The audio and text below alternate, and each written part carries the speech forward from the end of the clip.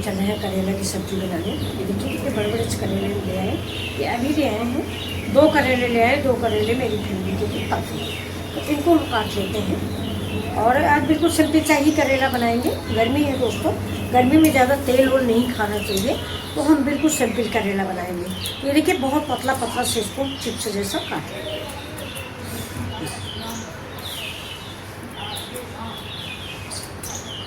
बहुत बढ़िया करेला है, बीज नहीं है, बिल्कुल भी बीज नहीं है, और बहुत ही टेस्टी रेसिपी बनने जा रही है आज आपकी। पूरा वीडियो जरूर देखें।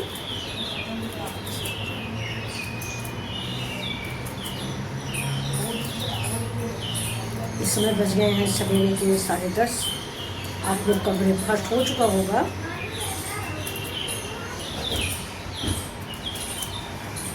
करेला मैंने पहले भी धुल लिया था, तो काटने के बाद भी धुल देंगे।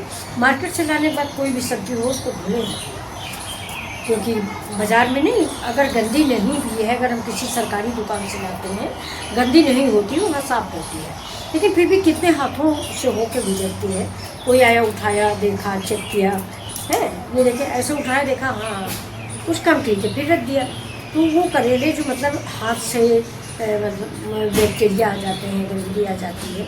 तो जब भी आप करेला या कोई भी सब्ज़ी बाज़ार से लाएँ, तो फ्रिज में रखने के पहले आप उसको धोएं, इसके बाद फ्रिज में रखें, और जब बनाना हो तो फिर एक बार धोएं। ये देखिए एक ही करेला मैं बनाऊँगी। ये देखिए काट, ये बिल्कुल पतले पतले चिप्स हो गए।